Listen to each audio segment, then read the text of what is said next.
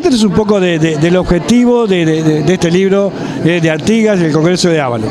Bueno, me pliego a la celebración de un día tan importante para la cultura, presentando esta investigación que nos llevó 5 años, que tiene como objetivo develar ciertos aspectos probablemente ocultos o no del todo difundidos o divulgados por la historiografía en líneas generales, de lo que fue el proceso entre enero del año 20, después de la derrota de Tacuarembó, y el ingreso de Artigas al Paraguay el 5 de septiembre del mismo año.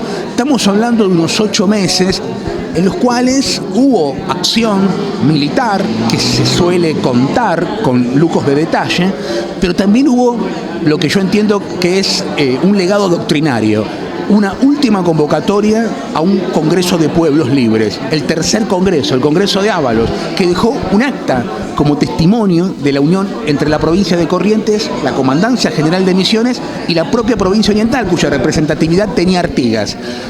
Tuvimos esa documentación, la publicamos y además logramos localizar dónde está ubicado el solar en el cual se desarrolló entonces este evento que une a 3 provincias en una última liga, la Liga de Ábalos, con Artigas como protector de la libertad e independencia de las provincias que rubrican el acuerdo. El disparador de este Congreso de Ábalos, en la mente de Artigas, ¿fue el Pacto de Pilar?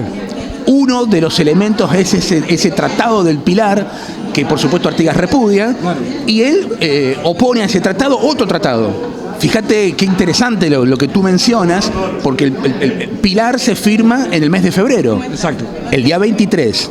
Y Ábalos se firma en el mes de abril, 2 meses después, el día 24.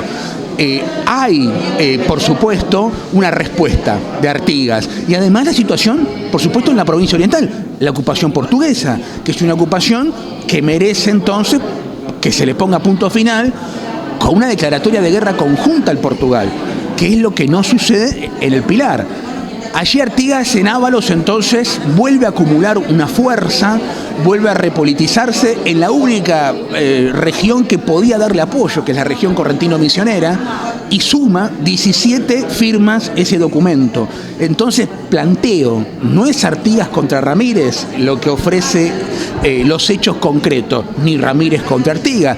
Allí hay una coalición en Ábalos, una liga que se organiza con principios vectores muy similares a los que desarrolló el artiguismo durante toda la etapa previa, antes de Tacuarembó, y que pienso que allí puede haber un legado, entiendo que lo hay. Yo pienso que, por lo menos acá en nuestro país, cuando uno estudia historia, el Pacto de Pilar está muy presente. Sin embargo, el Congreso de Ábalos y el Pacto de Ábalos no está tan presente. Sin embargo, para la Constitución argentina, para esa primera Constitución, ¿qué significó? Bueno, te diría que el Pacto de Ábalos fue despreciado por aquellos que organizaron la Constitución del año 53.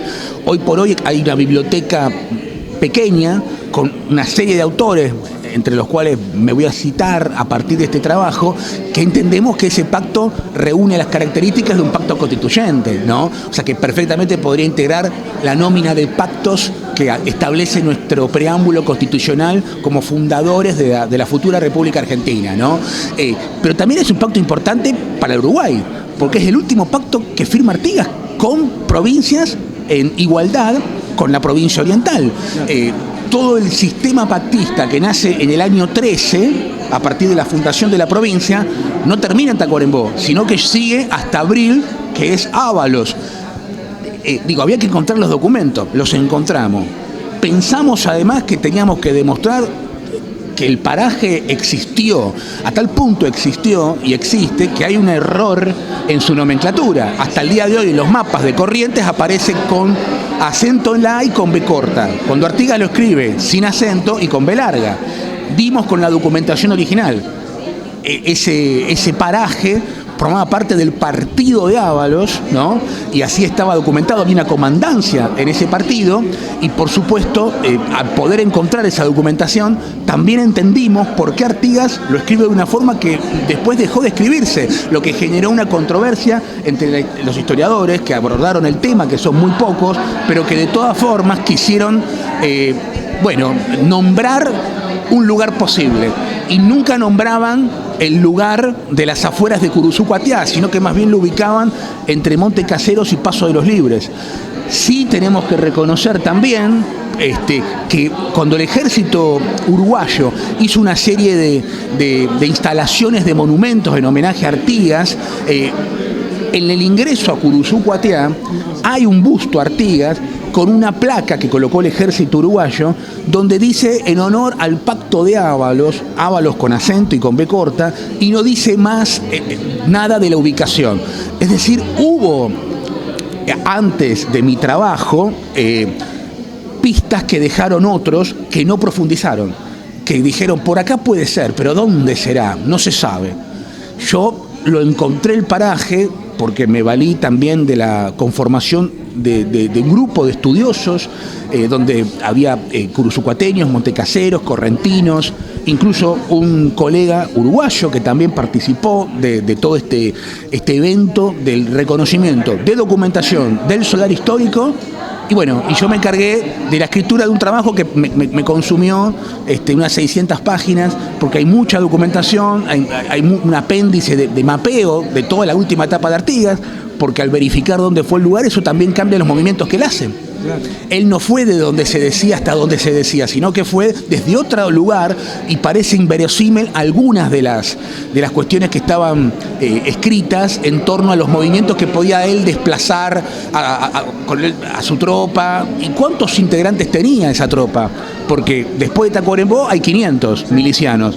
Bueno, en Ábalos hay documentación que hablan de 3.000, o sea que multiplica por 6. Entonces no hay guerra entre Artigas y Ramírez, porque Artigas no está solo, hay un pacto, hay 3 provincias. Ramírez tampoco está solo. Ramírez está con Zarratea, está con Buenos Aires, y de algún modo está con Santa Fe, con López, aunque López prescinde de formar parte de la guerra. O sea, me parece que le damos otro relieve a esta etapa del artiguismo, que yo llamo artiguismo póstumo. Claro. Y que es así, es el artiguismo póstumo, porque luego él ya se exilia en el Paraguay. Pero es una documentación que usted rescató, y es una apuesta también que la cadena pueda continuar y no esté interrumpida, porque allí había justamente como un punto ciego en donde no cerraban algunas cuestiones que tenían que ver con ese final de Artigas, ¿no? Claro, el cierre de Artigas me parece que toma otra densidad. Claro. Entiendo que Artigas no solo no se sintió derrotado, sino que trabajó para que la derrota no aconteciera. No pudo detener finalmente el desasosiego que producen algunas derrotas militares en particular, que provocan, por supuesto, diríamos, una especie de cisma en el propio entramado del Pacto de Ábalos. Claro, hay artiguistas históricos como Andrés Latorre, que está ahí, o como Gorgoño Aguiar, que está ahí, pero también hay comandancias rurales que recién se están sumando al artiguismo, materialmente sumándose con la jineteada, es decir, jinete, caballada, insumos, alimentos, todo lo que implica sumarse a una lucha, que además proponía un congreso de provincias, que además proponía sumar a otras provincias, es decir, y además hay todo un panorama de contexto donde Artigas gana apoyos en San Juan, gana apoyos en San Luis, en La Rioja, en Córdoba.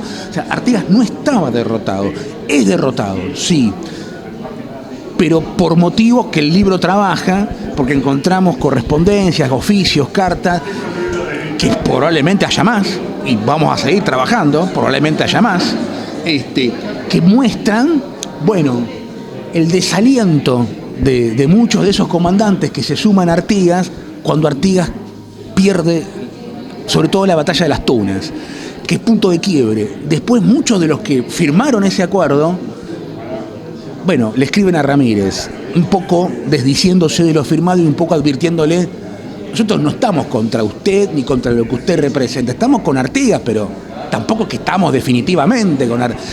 Y eso para Artigas fue una encerrona, no pudo resolverlo porque ya no tenía dónde ir, ni tenía a quién recurrir. Si los únicos que podían recurrir y que recurrieron, después de algún modo le sueltan la mano. Le sueltan la mano. Pero yo digo que el sistema implosiona, no se trata de una mera derrota militar, que sí acontece y por supuesto que la conocemos perfectamente. Lo que quiero decir es que yo planteo en el trabajo, y esto puede ser naturalmente contestado por otros colegas y puede ser puesto en duda, como corresponde, como todo trabajo de análisis y de crítica pone en duda, y eso está bien, ¿no? Bueno, que debemos pensar, yo tiendo a pensar y afirmo esto, que la derrota militar no fue lo determinante, sino los efectos que causó en el ánimo de ese Estado Mayor organizado en Ábalos el no ver mayor posibilidad que la guerra infinita contra Ramírez. Artigas no iba nunca a aceptar una derrota. O sea, digo, encontremos también en el temperamento de Artigas las razones de su fracaso, que es un temperamento que nos permite levantarlo como bandera, también entendamos eso, pero que evidentemente vimos con oficios en donde algunas comandancias rurales se plantean: hemos fracasado en las principales batallas en Entre Ríos, ahora la guerra está en Corrientes, ¿qué estamos esperando? ¿Que termine con toda la provincia? No, antes vamos a dejar esta alianza que, en definitiva, ¿a dónde nos lleva? Y ahí Artigas volvió a estar con sus 500 orientales, que son los que en alguna medida terminan acompañándolo hasta el campamento de Candelaria y terminan, muchos de ellos, ingresando al Paraguay, otros a Santa Fe como Andrés Latorre, otros con un destino más bien incierto como Urgón y Aguiar, y están los afrodescendientes que todos sabemos que ingresaron al Paraguay, que estuvieron también en Ábalos. En fin, creo que arrojamos cierta luz sobre el proceso y ojalá que esto se convierta en un debate que sirva para un reconocimiento mayor de lo que se sabía hasta ahora de la última etapa del artiguismo.